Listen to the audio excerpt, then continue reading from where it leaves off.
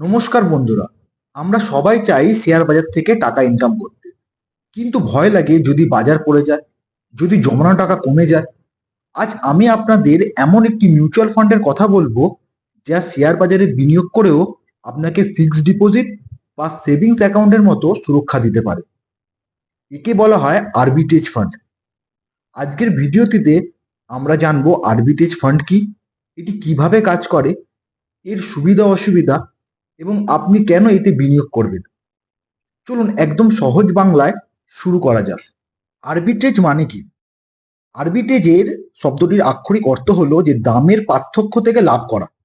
ধরুন আপনার বাড়ির কাছে যে বাজার আছে, তাতে আলু 20 টাকা করে কেজি বিক্রি হচ্ছে, কিন্তু একটু দূরের বাজারে সেই সেম আলু 18 টাকা কেজিতে বিক্রি হয়। আপনি সেই দূরের বাজার থেকে সেই আলু কিনে এনে আপনার বাড়ির সামনের বাজারে সেই আলুকে 20 টাকা কেজিতে যদি বিক্রি করেন, তাহলে আপনার প্রতি কেজিতে 2 টাকা লাভ থাকে, কোনো ঝুঁকি ছাড়াই। এটাই হলো আরবিট্রেজ।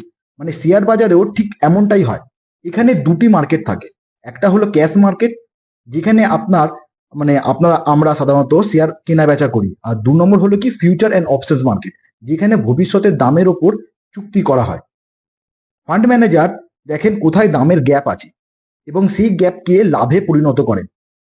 আরবিট্রেজ ফান্ড কিভাবে কাজ করে, চলুন একটা প্র্যাকটিক্যাল উদাহরণ দিই। ধরুন রিলায়েন্সের একটি শেয়ার ক্যাশ মার্কেটে চলছে 1400 টাকা দাম, আর ফিউচার মার্কেটে সেই সেম শেয়ারের দামই 1405 টাকা। এখন ফান্ড ম্যানেজার কি করবে?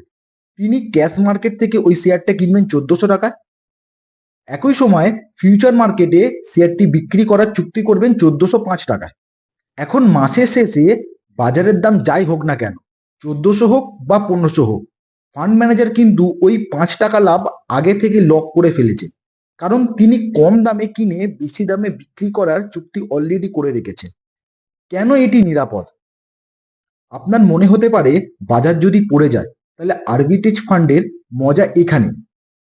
যেহেতু ফান্ড ম্যানেজার একই সাথে শেয়ার কিনেছেন এবং বেচছেন, তাই বাজার 10% বাড়ুক বা 10% পড়ুক, আপনার পোর্টফোলিওতে তার কোনো প্রভাব পড়ে না।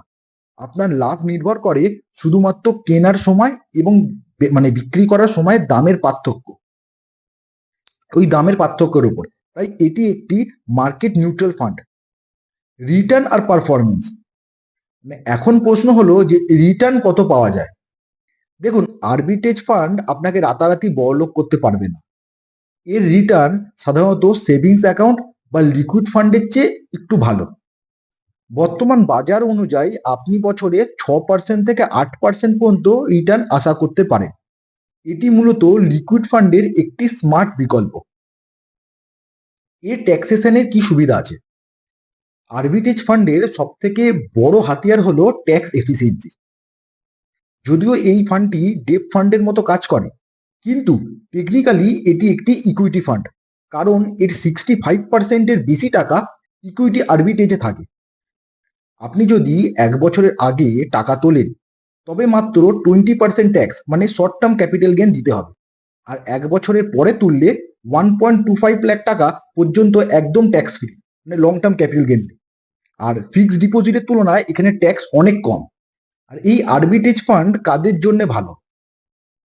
যাদের কাছে কিছু বাড়তি টাকা আছে, 3 বা 6 মাসের জন্য কোথাও টাকা রাখতে চান, যারা শেয়ার বাজারে রিস্ক নিতে চান না কিন্তু রিটার্ন একটু বেশি চান, যারা উচ্চ ট্যাক্স ব্র্যাকেট মানে 30%-এ আছেন এবং ট্যাক্স বাঁচাতে চান। ঝুঁকি আর কনস কি কি আছে?